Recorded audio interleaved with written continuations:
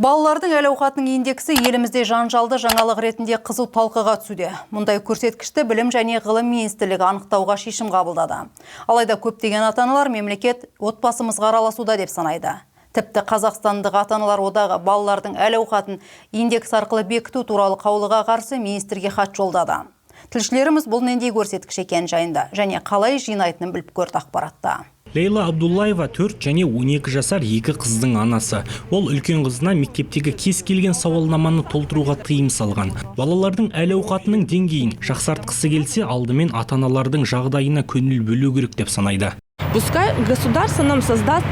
Мемлекет алдымен жұмыс орындарын көбейтсін, көп балалы ата-аналарды тұрғын үймен қамтамасыз етсін, жәрдемақыларды ұлғайтсын. Неліктен біз өзімізді Европа мен Германиямен салыстырамыз? Біздің көптеген таныстарымыз бен туыстарымыз Германияға көшті. Олар 2-3 жыл жұмыс істемейді, бірақ өте жақсы өмір сүреді. Біз осында таңертеңнен кешке дейін жұмыс істейміз, бірақ жағдайымызды Европамен салыстыруға келмейді.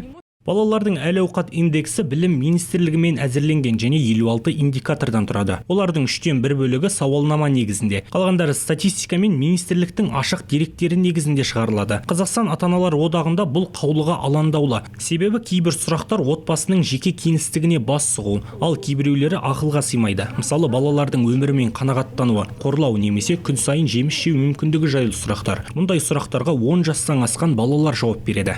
Анкета подстрекает детей на различные мысли. Сауалнама балаларды әртүрлі ойларға жетелейді. Яғни я жоқ деген жауаптар жоқ. Тек мысалы отбасыдағы зорлық-зомбылық немесе мектептегі зорлық-зомбылық бар ма деген секілді. Бұл индекстің барлық тармақтарын оқысаңыз, ата-аналар мен балаларды еліктен шығаруға бағытталғандай. Мүмкін біз дүрбелеңге түсіп жатқан шығармыз. Балаларды қорғау әрине дұрыс, бірақ отбасының ортасына түсіп араласу өте өкінішті. Министрлікке әртүрлі салалардағы балалардың жағдайын жақсарту жөніндегі ұлттық саясаттың тиімділігін қадағалау үшін әл-ауқат индексі қажет. Ол нақты отбасылар бойынша есептелмейді. Тек қалалар, аудандар, облыстар бойынша ғана жалпы мәліметтер шығады. Ата-аналар мен балалардың жеке деректері көрсетілмейді. Балаларға сауалнама ата-аналарының рұқсатымен жасырын түрде жүргізіледі.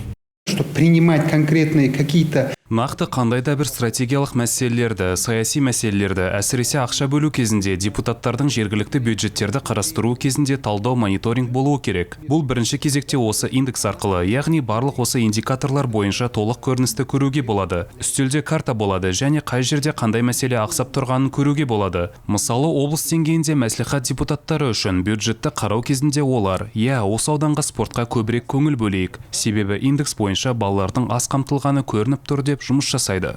Дулат Жекебаевтың айтуынша, орталық мемлекеттік органдарға стратегиялық құжаттарды қабылдау кезінде мониторинг пен талдау қажет. 2022-23 жылдардағы серпінді көру керек. Балалардың әл-ауқат индексін әзірлеу кезінде 50-ден астам кеңес өткізіліп, өңірлермен талқыланды. Онлайн дауыс беру өткізіліп, халықаралық тәжірибелер ескерілді дейді мамандар. Жандос Бақытұлы, Ирина Нинашева, Данил Заславский, 5-ші арна.